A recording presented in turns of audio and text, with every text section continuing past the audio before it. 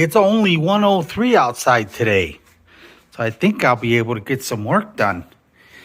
Oh, that's 103 in the shade. Out here, it's probably about 106 today. But it is pretty. And because it's breezy, it's not too bad. I mean, those of us that live in Arizona, we'll take a 103. You know, it's not that bad. Oh, there's my little red truck.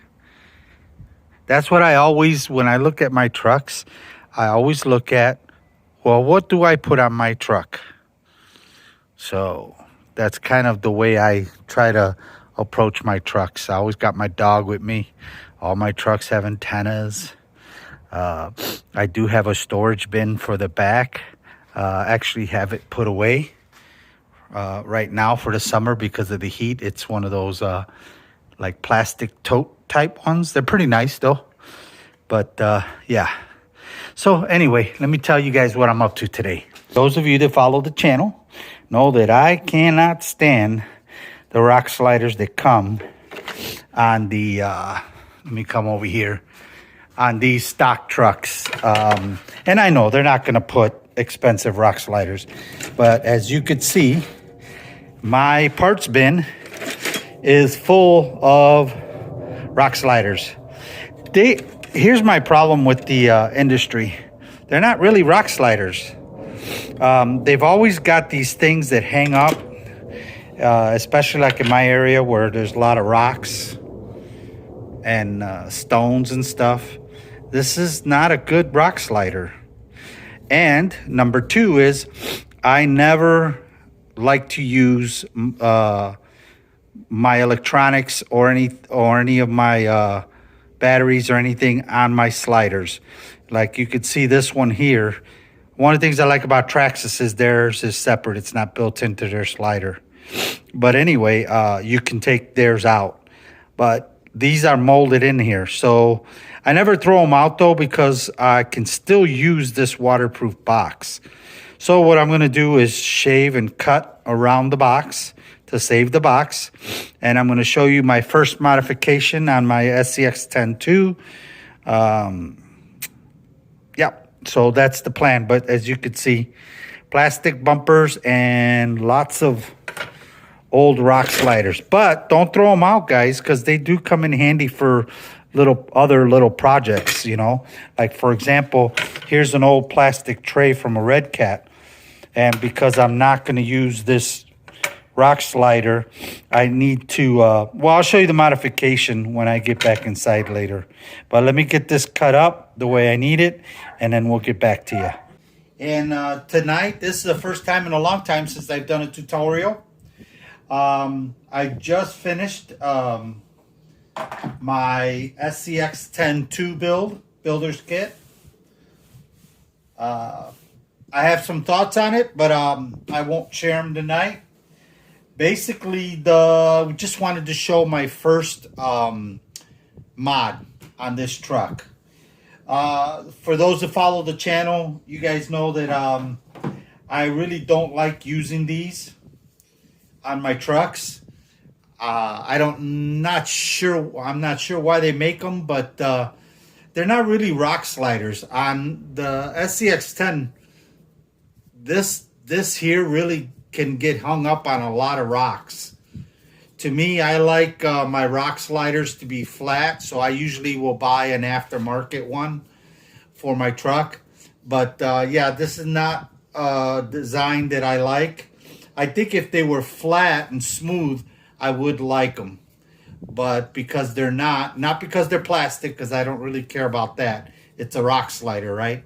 So it doesn't really matter as long as you have a smooth transition from your front wheel to your rear wheel and you have something smooth. But anyway, not a fan of these, so I always take them out. I also don't like putting my electronics on the sliders. I always like to tuck everything down the middle on all my builds. For the majority of my builds, it depends on if I got room or not, but I always try to make room. Anyway, as you guys saw on the intro, I had started to do a modification on a tray. So this is the tray I made. Now, one of the things I did with this tray is I put it in the back. I'm not real big on putting the trays in the back, but if I have to, I will. So the reason I didn't like, so here's the issue here I have. The reason I didn't like the Scx10 is I don't like this battery tray servo combo. Those of you that have the Scx10II know what I'm talking about. This is all one piece. It holds your servo plus your battery. But the problem I found is that the way they made this tray, all these batteries stick up past this post. So all the batteries stick up past the body post. The reason I don't like that is because I like to get my bodies down low over the wheels. So this takes up too much space here.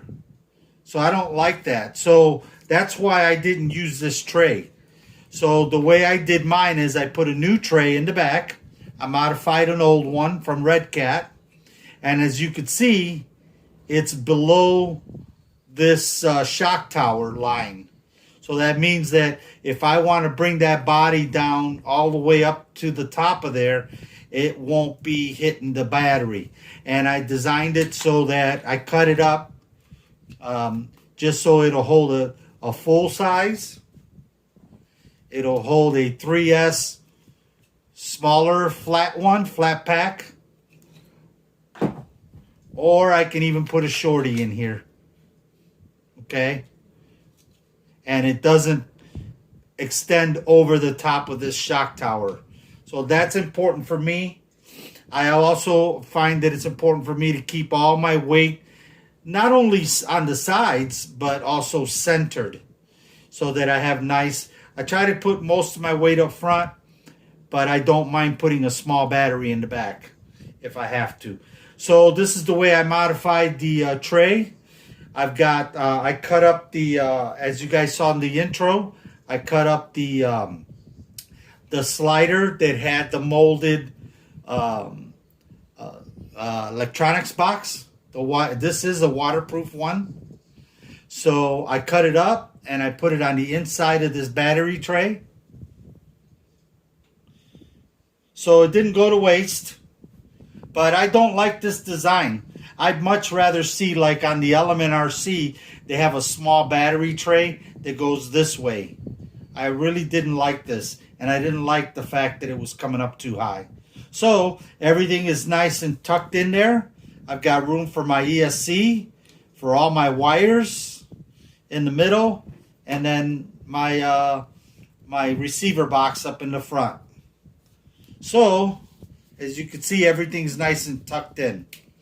One of these days, I'm going to do a review on the Scx10II comparison to the Red Cat Gen 8 pack chassis and the Element RC kit, Enduro kit. So I do want to do a review on that because I think there's a little bit of a big difference. Appreciate you guys stopping by, visiting, subscribing, and liking my videos. Thank you. Take care, guys. Have a great night.